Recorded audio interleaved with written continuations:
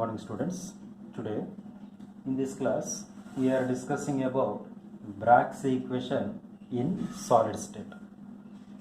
Mainly this Bragg's equation is used to identify the distance between two planes present in the crystal structure. Once again, this Bragg's equation is used to identify the distance between two planes in the crystal structure.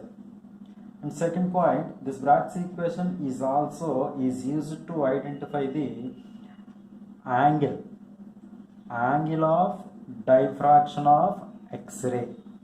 Angle of diffraction of X-ray. That means whenever we are passing an X-ray onto the crystal lattice or crystal structure, the X-ray is moving with a certain angle of diffraction. The X-ray is moving with certain angle of diffraction. And third point, this Bragg's equation is also used to identify the wavelength of the X-ray. Wavelength of the X-ray. First of all, in the crystal lattice, atoms or ions or molecules are arranged in a regular pattern. This is considered as first plane, second plane, third plane. Here, the distance or the radius from this plane to here and also the radius of this atom here to here is also r. So r plus r is taken as 2r and it is considered as distance t. As we already said that in a crystal lattice, atoms are arranged in a regular pattern in a crystal lattice. మనం ముందుగా చెప్పుకున్నట్లుగానే atoms లేదా ions లేదా molecules అనేవి crystal లాటిస్లో ఇలా regular ప్యాటర్న్లో arrange అయి ఉంటాయని చెప్పాం. ఆ అరేంజ్మెంట్నే ఈ ప్లేన్ మనం సింపుల్గా first plane, second plane, third ప్లేన్గా ఇలా తీసుకోవడం అనేది జరిగింది. ఇక్కడ when X-rays are incident on the crystal plane, they undergo diffraction. ఇక్కడ first plane, second plane, third plane ఉన్నటువంటి ఈ క్రిస్టల్ ప్లేన్ ఏదైతే ఉందో వీటి మీదకి ఎక్స్రేస్ని మనం పాస్ చేసినప్పుడు అవి బయటికి డైఫ్రాక్ట్ అయిపోతూ ఉంటాయి. As shown in the figure, first ray is diffracted from point A in the first plane and second ray is diffracted from point B in the second plane. Here first ray అనేది first plane మీద point A నుంచి బయటకు diffract అయింది. అలాగే second ray అనేది point B మీదుగా second plane మీద నుంచి బయటికి డైఫ్రాక్ట్ అనేది అవుతుంది.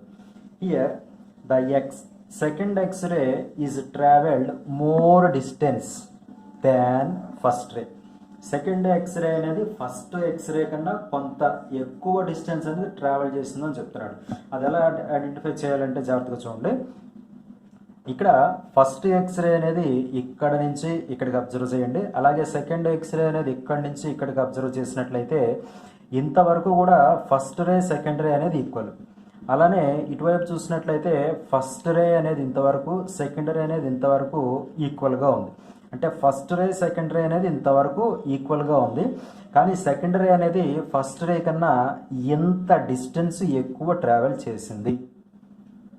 So the extra distance traveled by second ray is given as BCD.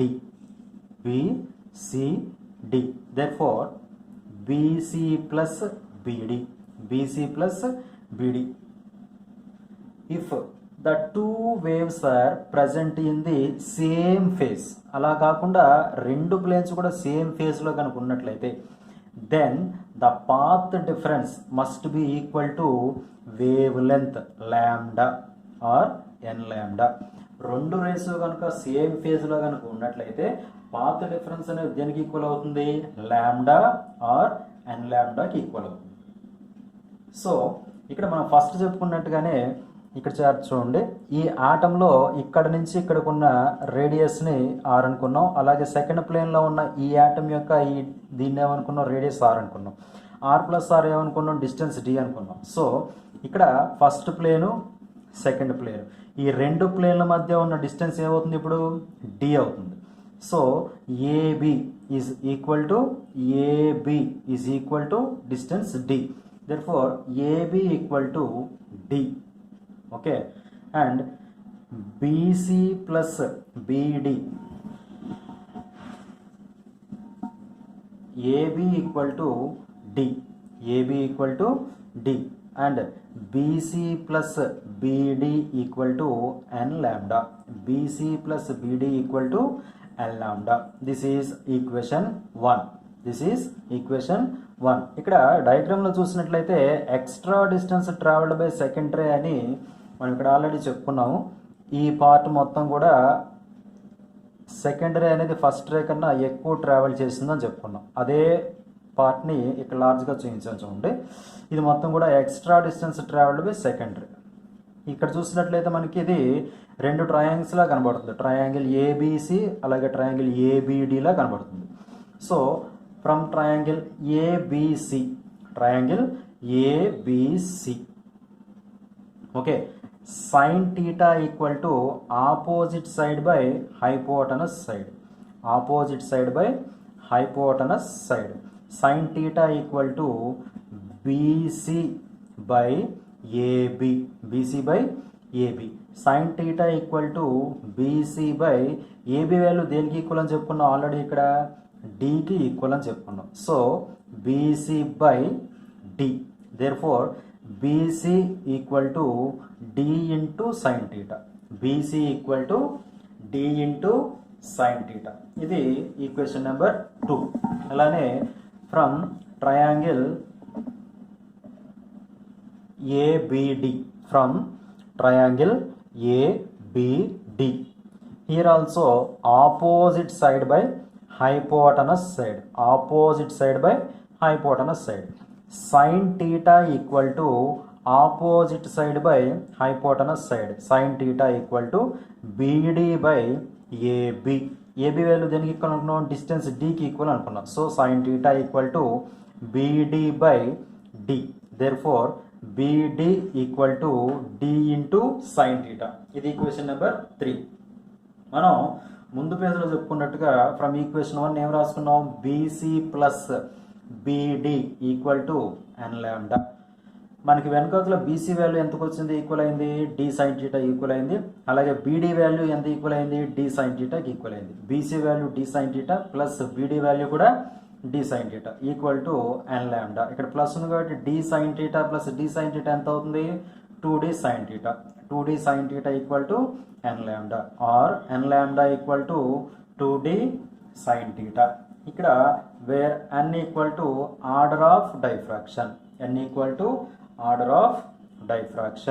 and lambda equal to wavelength of X-ray, and distance d equal to distance between two planes, and theta equal to angle of diffraction,